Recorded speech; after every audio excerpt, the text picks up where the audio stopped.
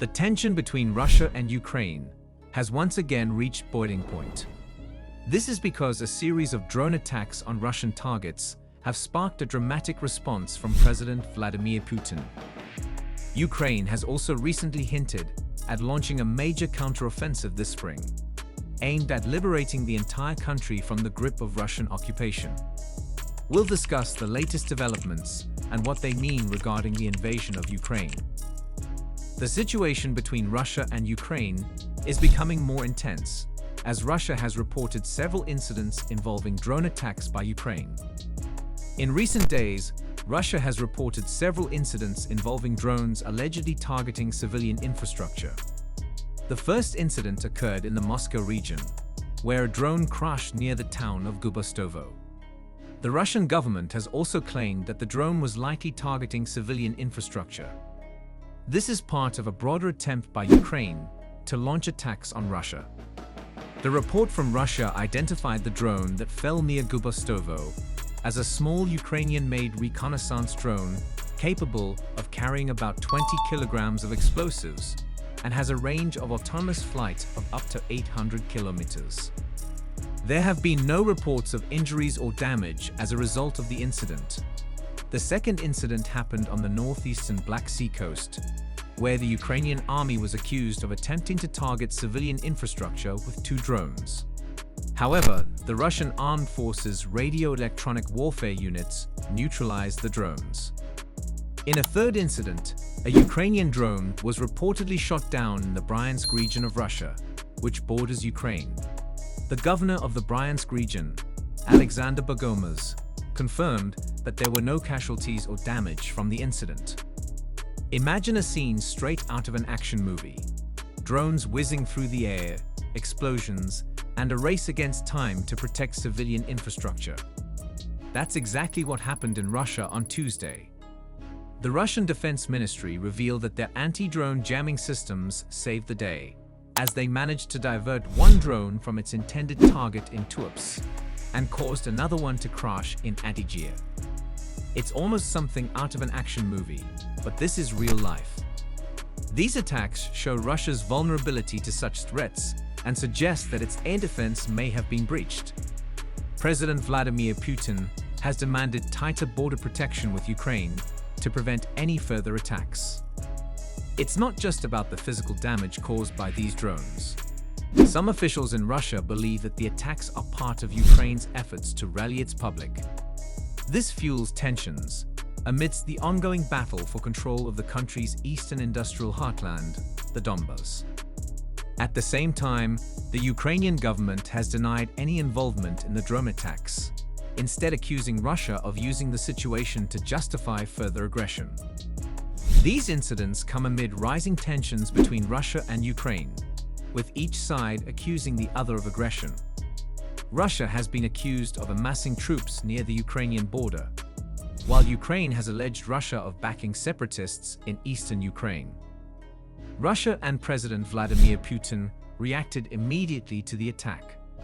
The attack, which was reportedly carried out by Ukrainian separatists, caused concerns in Moscow, resulting in Putin calling for a heightened state of alert along the border. The drones, which are operated remotely, have been used to carry out surveillance, as well as launch attacks on Russian military positions. According to sources, these attacks have become more frequent and more sophisticated in recent months, with some drones being equipped with explosive devices. This has prompted Russia to develop countermeasures to these drones, such as electronic jamming devices and upgraded air defense systems. As mentioned, the drones were reportedly said to have targeted key military points and civilian infrastructure, including a power plant and a military base. While there have been no reports of casualties, the attacks have raised tensions between Russia and Ukraine even further. The situation has attracted international attention, with the United Nations calling for restraint on both sides and urging dialogue to resolve the crisis. In response to the reported attack by Ukraine, President Vladimir Putin has called for increased security along the border. He has called for the deployment of additional troops and the use of advanced surveillance technology to detect and intercept any further drone activity. The move is likely to be seen as a provocation by Ukraine and its Western allies. These allies have long accused Russia of destabilizing the region and interfering in its affairs. The conflict between them has been ongoing since 2014. This is despite several ceasefire agreements. Fighting has continued in the region, with both sides accusing each other of violating the truce. The recent drone attacks are the latest in a series of provocations that have raised fears. The situation is further complicated by the fact that both sides deny responsibility for the attacks. While Ukrainian officials have denied any involvement, they have also accused them of using it to justify their actions. There have also been attacks in Ukraine, where a Russian spy plane has been shot down in Ukrainian airspace, according to several reports. And it has been confirmed by Ukrainian military officials that they destroyed the aircraft, which they claim was conducting surveillance operations over the country. The incident is believed to have occurred in the skies over the Donetsk region, an area that has been the site of the ongoing conflict between Ukrainian government forces and pro-Russian separatists. Eyewitnesses in the region have said that they saw a large explosion and plumes of smoke, which indicates that the spy plane was likely hit by a missile. Since it is not yet commented on by both parties, we will take a short break and take a trip back a few years.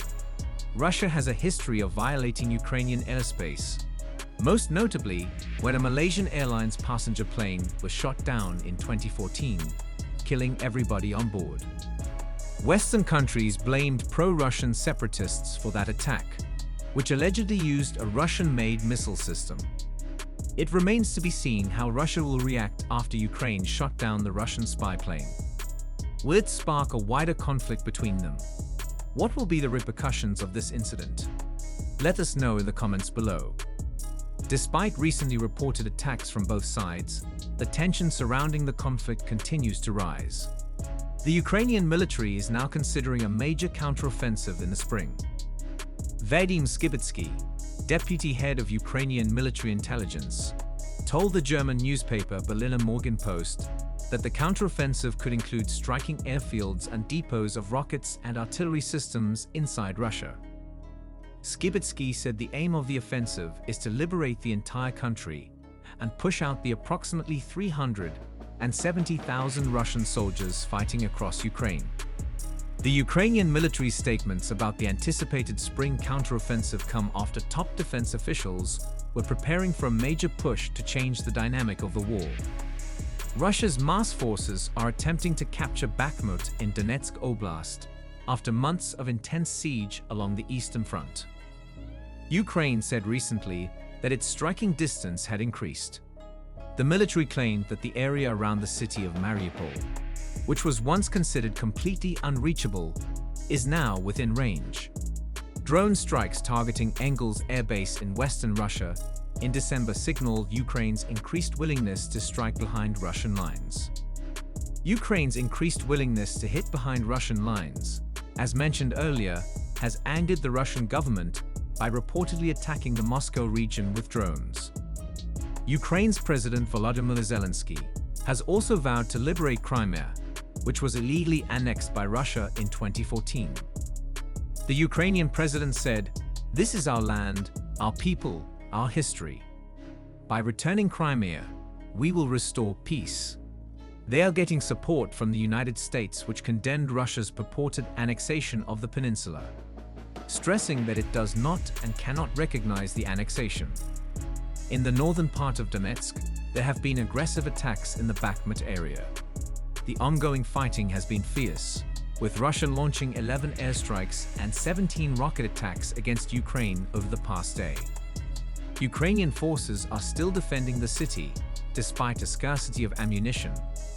In contrast, Russian forces are continuing the fire on Ukrainian defense, and Ukrainians are defending their advance with machine guns, grenade launchers, and mortars.